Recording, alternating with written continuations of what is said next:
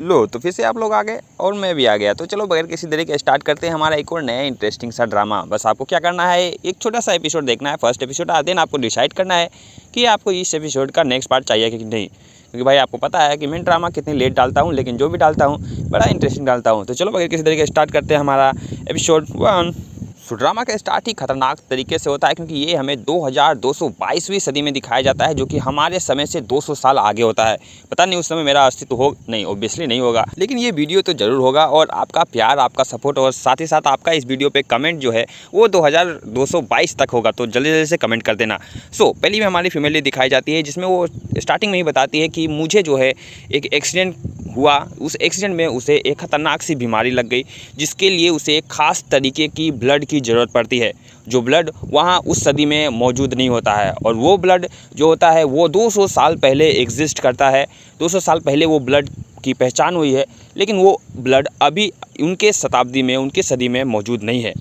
सो ये हमारी female lead येनमो है, और येनमो जो है उस सदी की एक एक्ट्रेस है, लेकिन वो इस बीमारी से परेशान है और उसका कोई सॉल्यूशन नहीं है। सो फाइनली साइंटिस्ट ने येनमो के लिए एक टाइम मशीन बना दिया था। तो आज येनमो रेडी है अपनी बुढ़िया बिस्तर समेट कर 200 साल पहले जाने के लिए अपने असिस्टेंट रोबोट के साथ। तो उसे कुछ इंस्ट्रक्शन मतलब सावधानियाँ बरतने के लिए बोला जाता है, और साथ ही साथ उसे एक ब्रेसलेट दिया जाता है, और उसी भी चीज़ की जाओ तुम्हें बस उसका सैंपल जो है वो लेकर आ जाना है। तो येनमो यहाँ पर रेडी हो जाती है और कि भाई मुझे 200 साल पहले जाना है और सीधे उस आर्मी के पास पहुंचना है, ताकि मैं उसका सैंपल लेके वापस आ जाऊं, क्योंकि उसके पास लाइफ बहुत कम है। अगर उसने ये काम 1 साल के अंदर नहीं किया देन उसकी जान चली जाएगी। सो फाइनली येनमो और उसका जो असिस्टेंट होता है वो टाइम मशीन से निकल जाते हैं, और रास्ते में उसे हमारे मेन लीड के बारे में बताया जाता है, जो कि चाइना में रिटर्न हुआ है, और वो बहुत ही बड़ा वाला साइंटिस्ट है जो कि ब्लड के बारे में रिसर्च कर रहा है। तो ये सब जानकारी लेते हुए हमारी फीमेल लीड येनमो जो है वो सीधे उसके घर के पास ही लैंड हो जाती है। सो येनमो जरा भी देरी नहीं करना चाहती थी कि मुझे फटाक से वो सैंपल मिले और मैं वहाँ से जल्दी निकल जाऊँ। तो वो सीधे गुयान के, जो हमारा मेन लीड होता है गुयान, उसके रूम में जाने लगती है। लेकिन थोड़ा सा आवाज़ होने की वजह से उसे एहसास हो जाता है जैसे कि किसी ने मेरे कमरे में भाई इंटर किया है। सो येनमो अभी इधर उधर देख ही रही होती है कि तभी गुयान पीछे से आ जाता है और बोलता है कि हे कौन हो तुम। लेकिन यहाँ पर अपनी गुयान बहुत ज़्यादा खुश हो जाती है कि चलो फाइनली तुम ही मेरे सामने आ गए। वो सीधे उसके ऊपर हमला करती है कि भाई मुझे तुम्हारा सैंपल चाहिए और कुछ भी नहीं।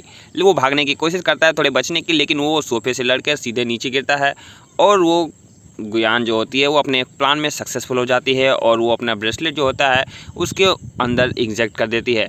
सो थोड़ी देर के लिए इन लोगों की नज़रें मिलती हैं, लेकिन तभी अचानक से टाइम फिर से रिवर्स होने लगता है, मतलब टाइम फिर से पीछे होने लगता है, और हमारी फैमिली जो है वो वापस एक अलग सी जगह पे जाके खड़ी हो जाती है। तभी वो अचानक से वो देखती है, अरे ये क्या, ये कोई इल्यूजन था या मैं कुछ सोच रही थी, मैं तो अभी उसके छाती पे पैर रख के खड़ी हुई थी, तो मैं अभी कहाँ पे हूँ।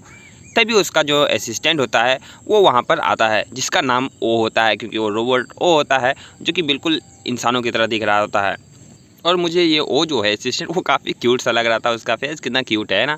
सो वो बताता है कि देखो तुम्हें वो सैंपल लेना तो है, लेकिन उसे मतलब अपने मेन लीड को पता नहीं चलना चाहिए कि तुम फ्यूचर से आई हुई हो। तुम्हें कुछ इस तरह से उसका सैंपल लेना है कि उसे ज़रा भी एहसास ना हो कि तुम फ्यूचर से 2222 सदी से आई हो।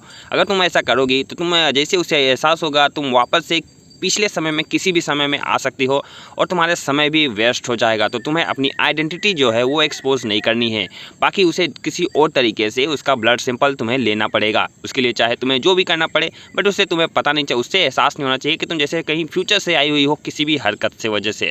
सो अब बारी है हमें हमारे मेन लीड के बारे में भी जानकारी मिल जाए, जिसका नाम गुयान होता है। सो गुयान जो होता है वो टाइम का एकदम पंक्चुअल और काफ़ी सिंपल सा बहुत ही अच्छा लड़का होता है, और वो एक साइंटिस्ट होता है, ऑलरेडी मैं बता चुका हूँ।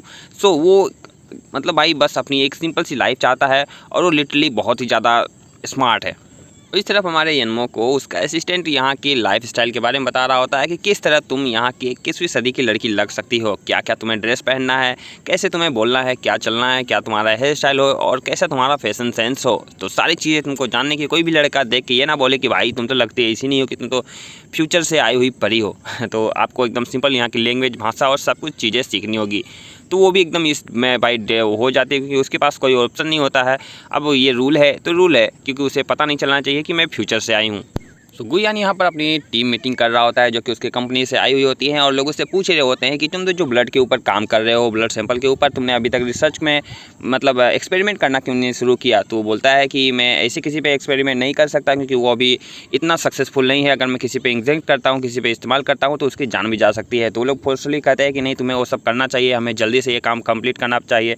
तो बोलता है कि अगर उस जिसके ऊपर हम एक्सपेरिमेंट कर रहे हैं उसके जगह पर अगर आपकी फैमिली हुई तो क्या आप सच में एक्सपेरिमेंट करने दोगे। तो यहाँ पर वो जो भी बात होता है क्लियर बात बोलता है, किसी की चापलूसी नहीं करता, वो स्ट्रेट फॉरवर्ड बंदा होता है।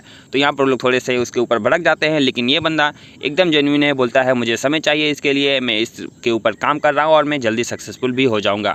सो इस बात पे अपना गुयान का जो लॉयर होता है, जो कि उसका फ्रेंड भी होता है, बोलता है कि तुम यार ये क्या कर रहे हो, तुम तो हमेशा मुझे मुसीबत में डाल देते हो, इतना भी सच नहीं बोलना होता है कि नहीं। लेकिन वो बोलता है तो फिर तुम क्यों हो मेरे साथ, तुम्हें मैंने पैसे क्यों दिए हैं इस सब चीज़ों के लिए। सो अपना गुयान इतना सिंपल होता है कि आपको ये भी पता चलेगा कि उसे एक अवार्ड मिला हुआ था जो कि काफ़ी बड़ा अवार्ड था, लेकिन वो अवार्ड तक लेने के लिए नहीं आया था, जो कि जिसको उसके जो वकील होता है, उसका दोस्त होता है, वही उसे कलेक्ट करता है। सब लोग चौंकने रह जाते हैं कि सब क्लैपिंग कर रहे होते हैं कि अभी अपना हीरो आएगा, लेकिन वो आता नहीं है। वो क्या कर रहा होता है, वो बाहर बैठा हुआ होता है, उस कंपनी के एक छोटे से टर्टल के साथ खेल रहा होता है जो कि उसे मिला होता है। और उससे वो बहुत ज़्यादा मतलब समझ में उससे दुनियादारी से कोई मतलब नहीं है, बस उसे अपने काम से मतलब है।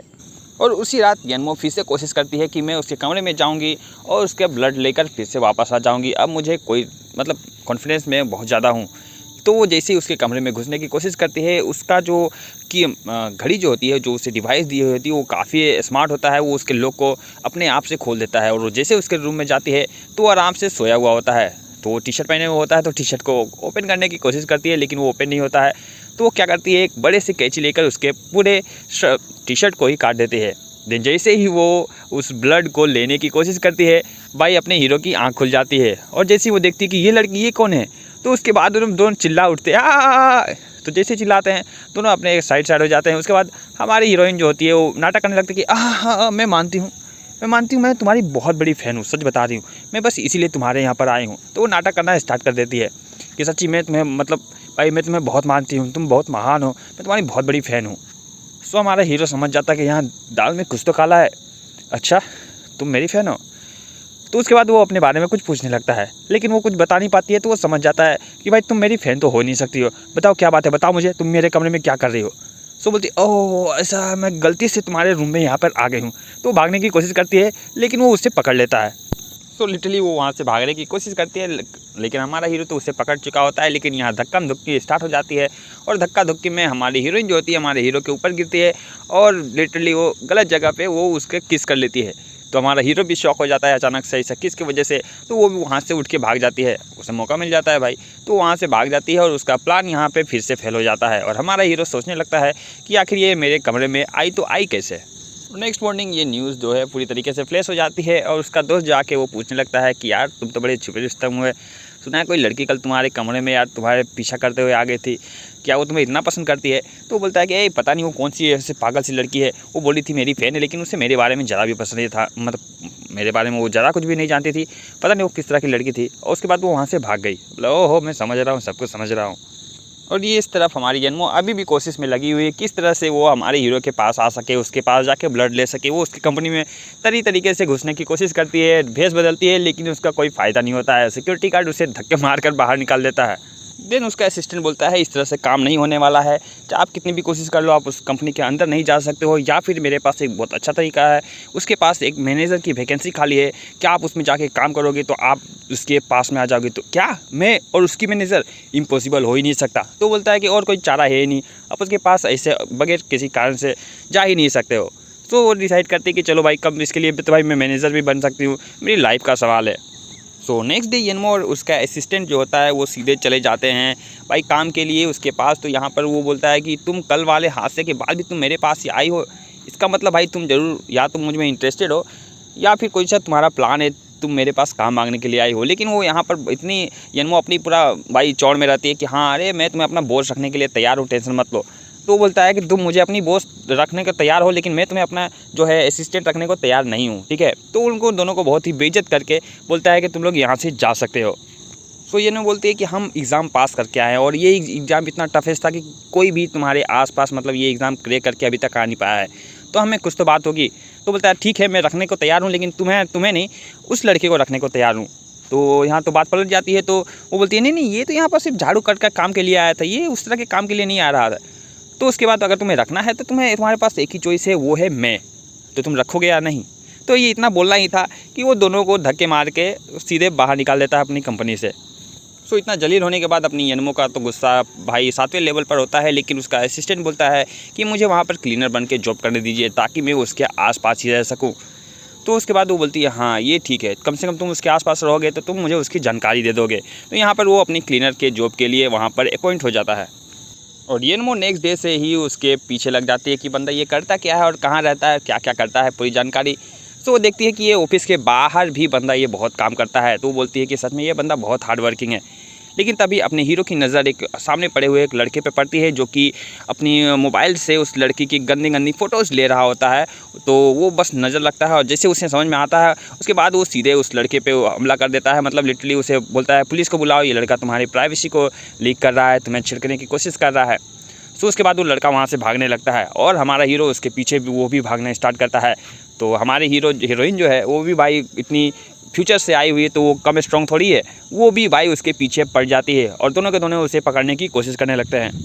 सो यनमो उसे पकड़ के अच्छी तरीके से धुलाई करती है और उसे पुलिस के हवाले कर देते हैं और सब लोग उसकी बहुत ज़्यादा तारीफ़ करने लगते हैं, क्योंकि ये लड़की बहुत ही ज़्यादा स्ट्रॉन्ग है और स्ट्रॉन्ग लोगों को कौन पसंद नहीं करता है, और ख़ासकर लड़कियाँ। सो लिटरली उसे देखकर अपना हीरो भी होता है थोड़ा इंप्रेस हो जाता है और अपनी यनमो उसे कहती है हाँ काम करके मज़ा आया ना मेरे साथ, और वो भी यहाँ पर उससे बहुत ज़्यादा इंप्रेस हो जाता है और उसके हाथों में हाथ मिला लेता है और हमारा पहला एपिसोड यहीं ख़त्म हो जाता है। सो अब देखो आगे क्या ट्विस्ट होने वाला है। अगर आपको ये ड्रामा पसंद आया तो जल्दी से लाइक कर दो। ओनली 50 लाइक्स आपको पता है, बस 50 लाइक्स करना है, हम नेक्स्ट पार्ट आपके लिए जल्दी से लेकर आ जाएंगे। तो see you in the next video, जल्दी लाइक करो, मिलते हैं नेक्स्ट वीडियो में, बाय बाय।